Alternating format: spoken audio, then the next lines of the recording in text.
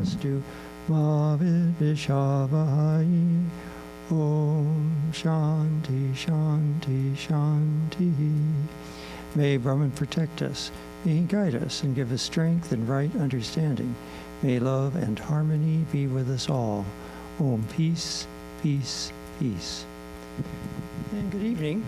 So, since we're going to be celebrating the Durga Puja season very shortly, I thought it would be appropriate to show this musical version of the Chandi.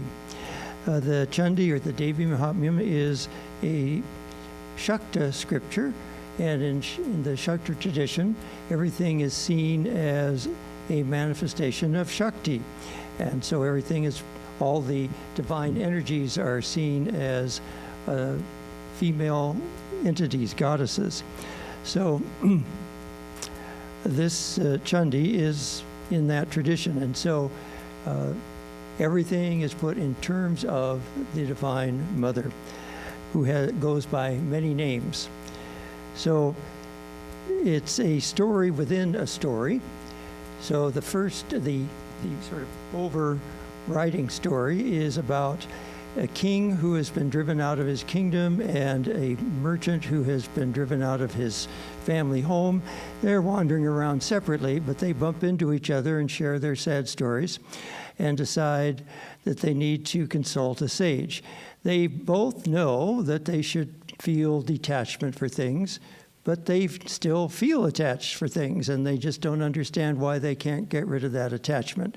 And the sage tells them, well, it's because of the power of Maya. Mahamaya weaves this veil that covers our insight and so forth. They ask him, what is the nature of this goddess that you're talking about? And he kind of gets into an ecstatic mood to talk about the nature of the Divine Mother. Then he says, in order to get my point across, I will tell you 3 stories. And so the first story is actually one that occurs in a couple of other Puranic sources, but in this particular case, it's given a little more emphasis to the aspect played by the Divine Mother. It's the story of Madhu and Kaitava, 2 demons that represent the tamasic attitude. Now, when we listen to this, we have to remember that all of this is symbolic. It's not just a lot of blood, gore, and wars just for the sake of blood, gore, and wars.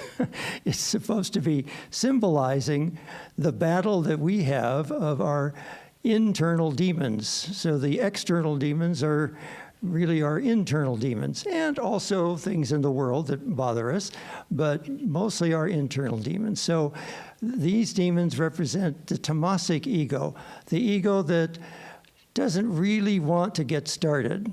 Oh, I think I'll turn the snooze button on the alarm and wake up a little later. I don't think I'll get up at all today. Oh, I don't want to start that project. Oh, I'll do it tomorrow. That kind of problem. Well, Madhu and Kaitava go to the extreme. They don't want Brahma to even start the creation. So Brahma has to ask for help. So that is the first of the 4 famous hymns in the Chandi. There are 4 famous hymns. And this is the first one, where Brahma is asking for help. He's asking that Vishnu be awakened so that he can battle these demons.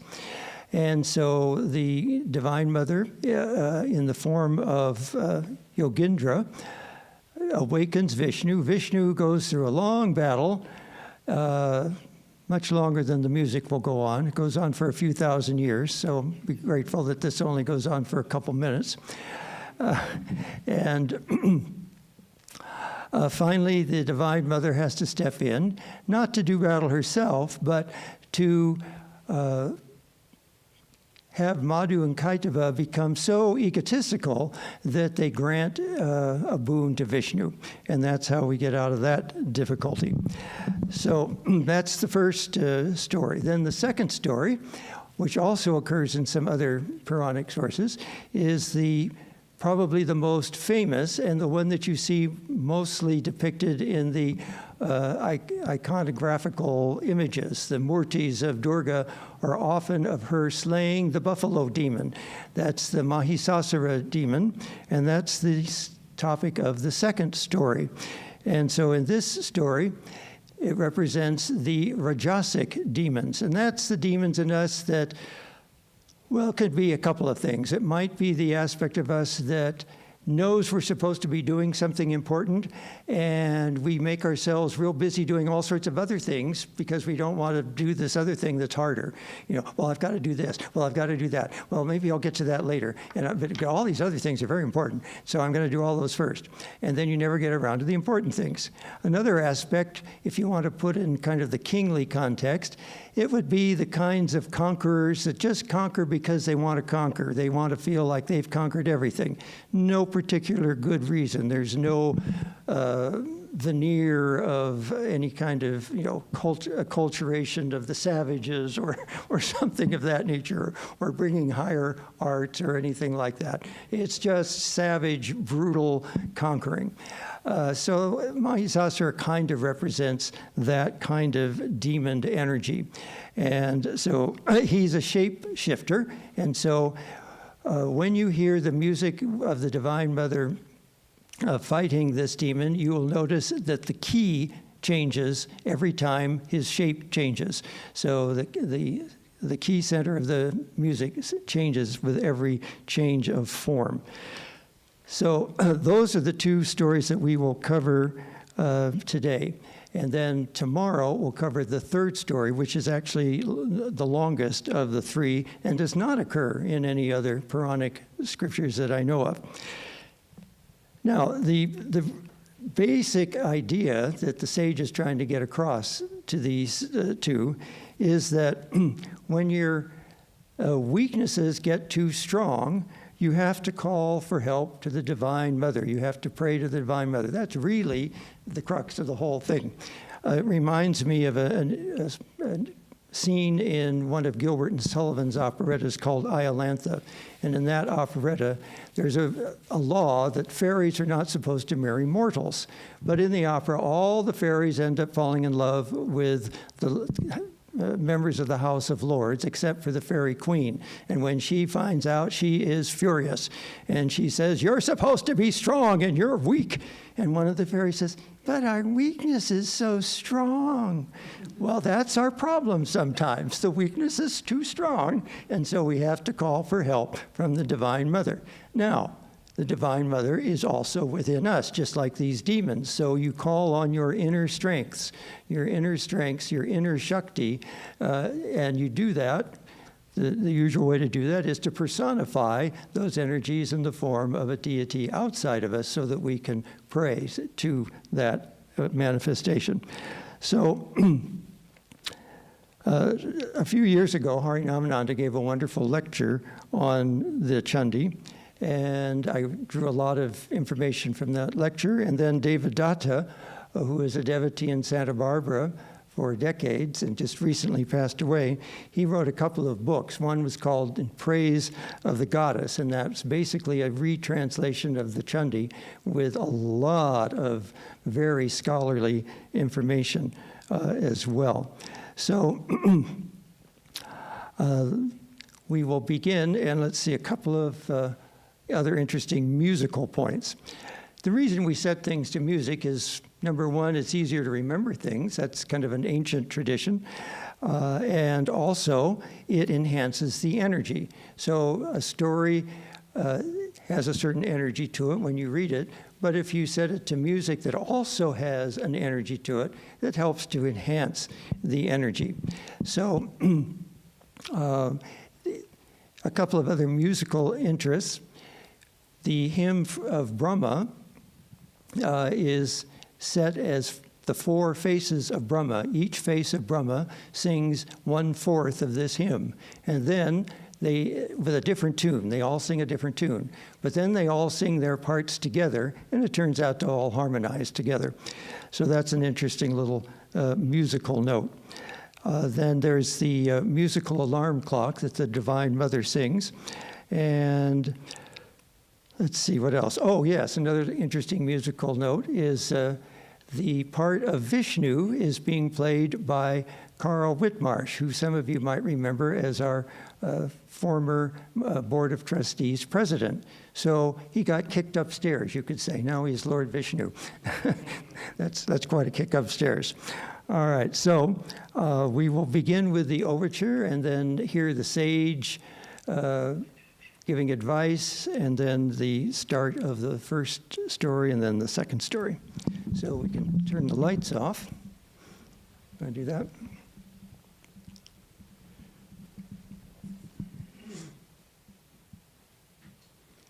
This was all done with a virtual choir, which means they all sang their parts at home, sent the files in. They didn't hear anybody else singing, so it took a lot of editing.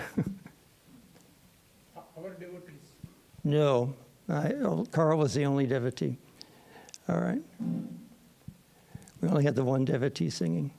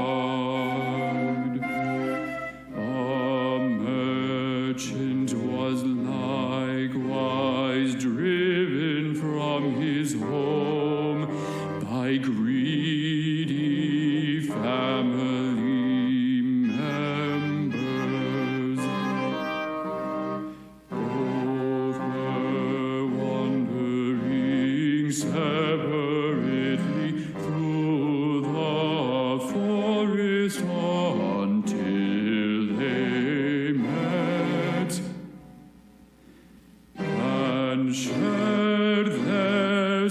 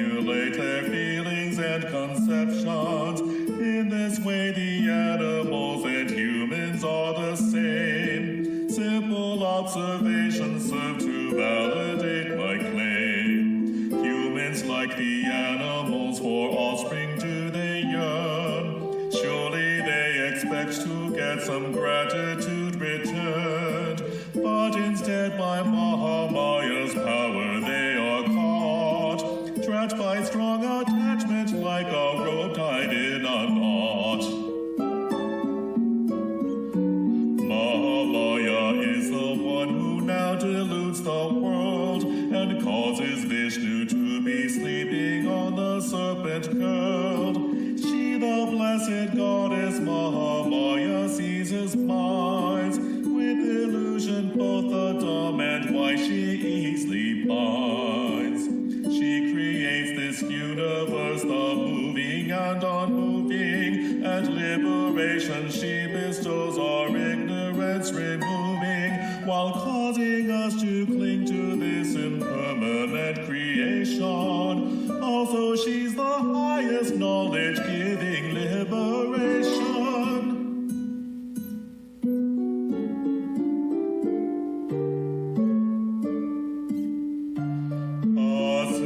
Represent the troubling aspects of the mind, but when the Devi's called, she kills them all.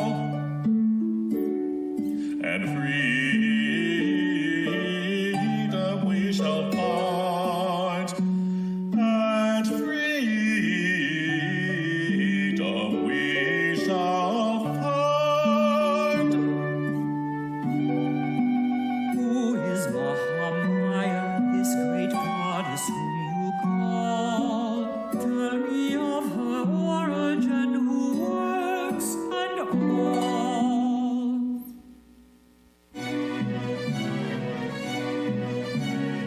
She pervades all this, and so the world is a ball. She pervades all this, and so the world is a ball.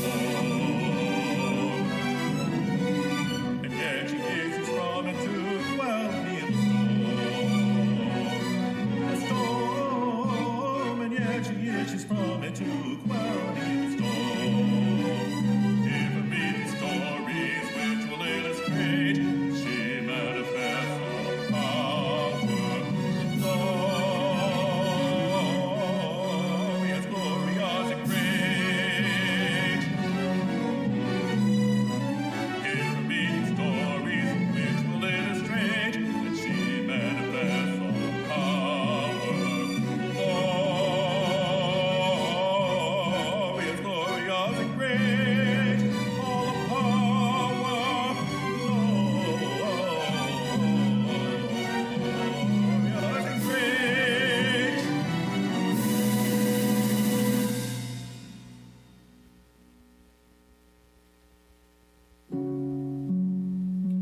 At the end of the cosmic day, when the universe dissolved into the primordial ocean, the blessed Lord Vishnu stretched out on the serpent's sessa and entered into meditative sleep.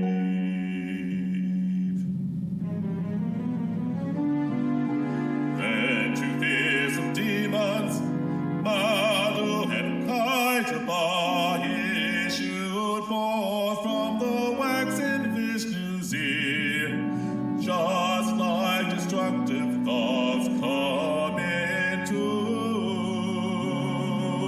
our minds.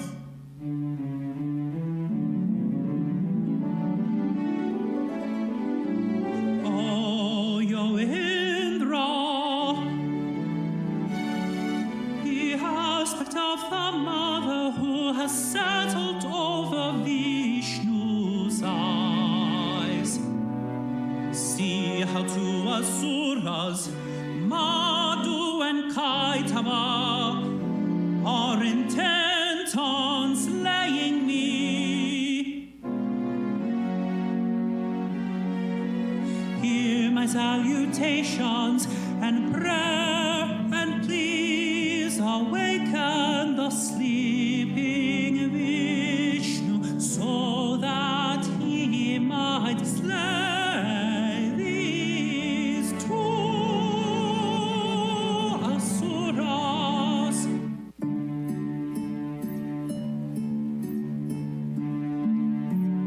You are the mantras of our consecrations to all gods and to past generations, upholding this universe. By you it is bloomed.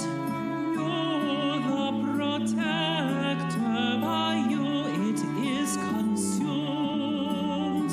You are the nectar of immortality, abiding as the transcendental totality.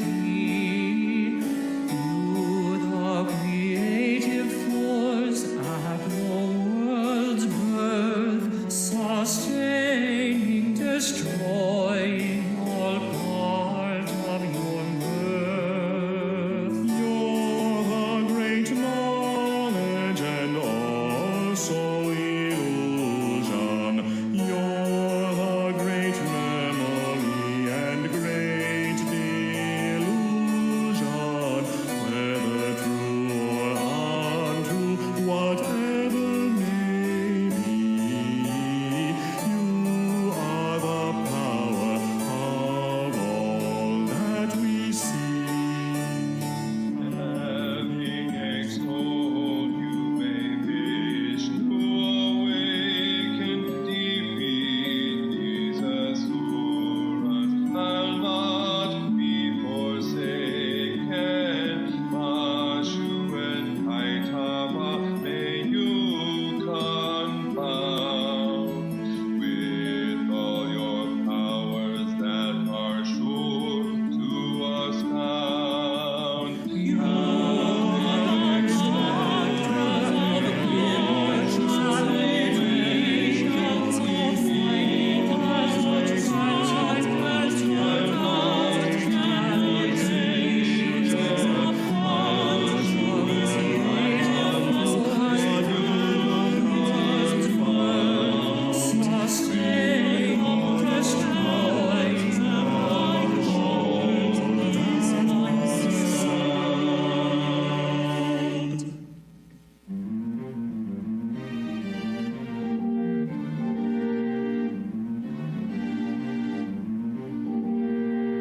Lord Vishnu, Lord Vishnu, Lord Vishnu, I command that you awaken from your slumber and do battle with these asuras who are two in number.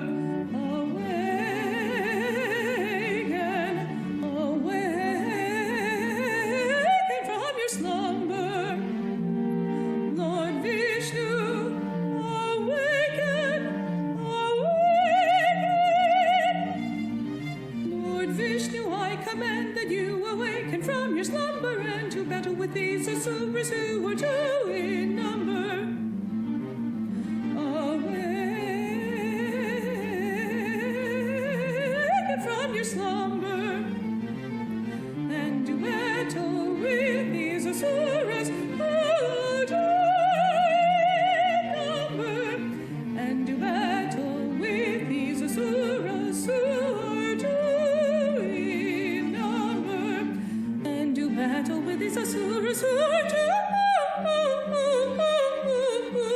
in number. Lord Vishnu, I command you, awaken from your slumber.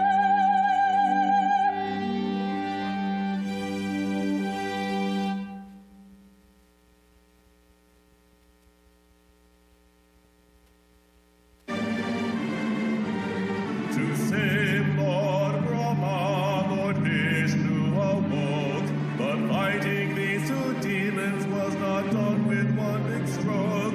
Millennia passed and neither side had won. So Mahamaya came around so she could have some fun. So she confounded the pair with pride of power. And now you'll see just how this trick will cause her to glower. Their countenances turn quite dour. From arrogance and pride, her two will soon be forced to cower.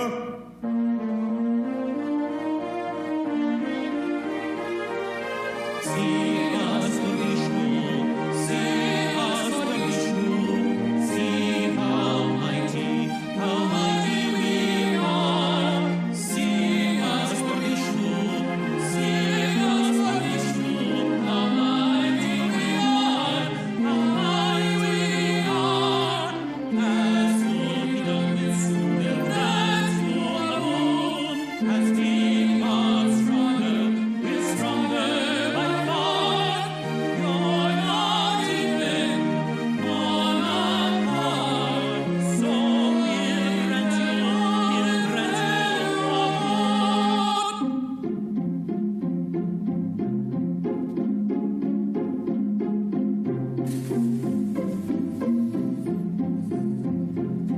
The boon that I ask is to slay you right now.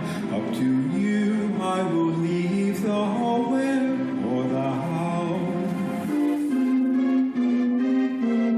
What do we do? What do we do? A loophole must be found. What do we do? What do we do?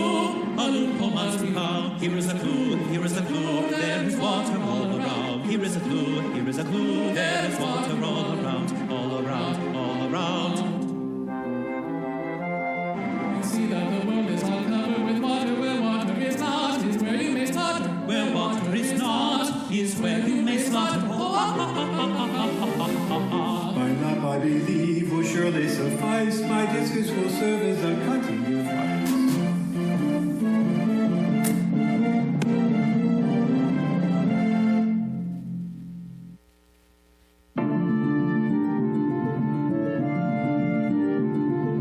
Long ago the Issa, the demon chief, brought the Lord in dry, and the dead was to grieve. They which war for 100 years, the God will then vanquished amidst demon chiefs. Brahma sought Vishnu and Shiva for aid to help the devils to launch a crusade.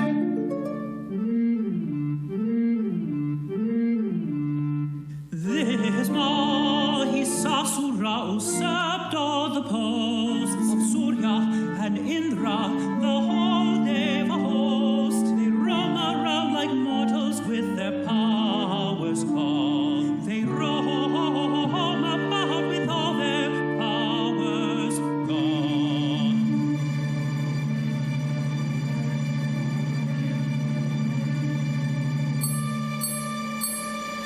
Brahma and Shiva follow my example.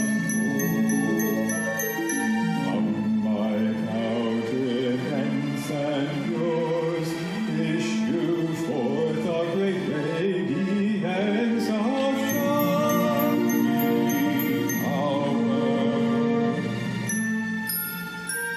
May all you other gods follow suit by issuing great light from your body. May our combined Shakti power blaze forth.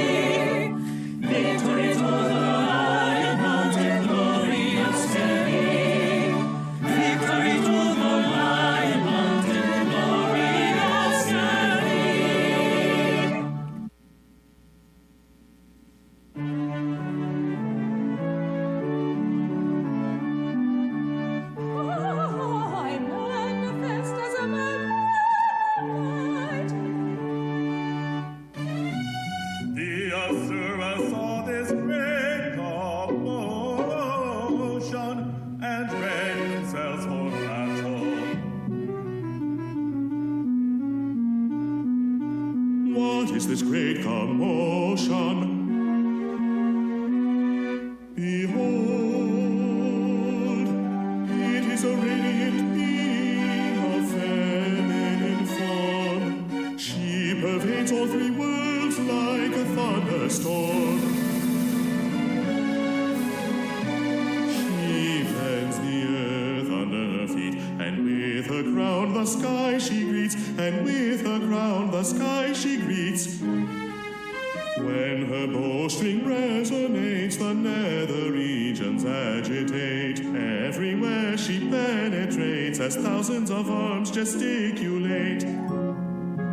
Demon legions all get ready for doing battle with this Devi. Thereupon the battle began between the Devi and demon clan.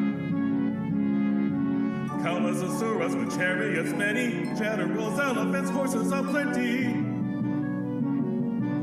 Each of them battled the Devi with weapons, trying to beat her and teach her a lesson. But the great Devi showed all sorts of weapons. When their armor was pierced, they were sent straight to heaven. All the great generals lay stricken and dead. So Devas rejoice as the warriors all fled. So Devas rejoice as the warriors all fled.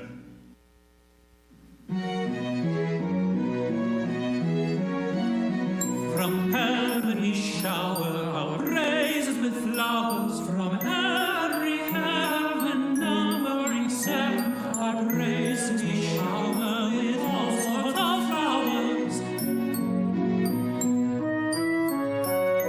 From heaven we shower our praises with flowers. From every heaven numbering seven, our praises we shower with all sorts of flowers.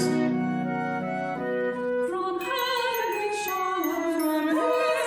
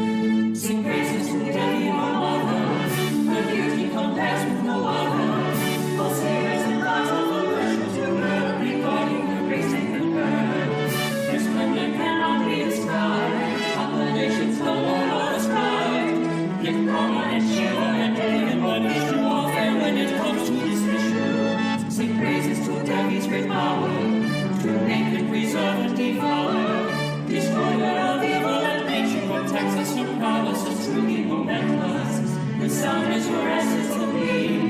The scriptures are sung with great meaning, intent on conferring the sense of the being, the sent only also to speak. We offer to you our orations, be gracious to all of creation. We song on the sorcerer's power, defeating his body and quickly retreated. Sing praises to Mother, unlike any other great words out of spell, but she can be described. Sing praise to the power to make it be our sorrows of fleeing and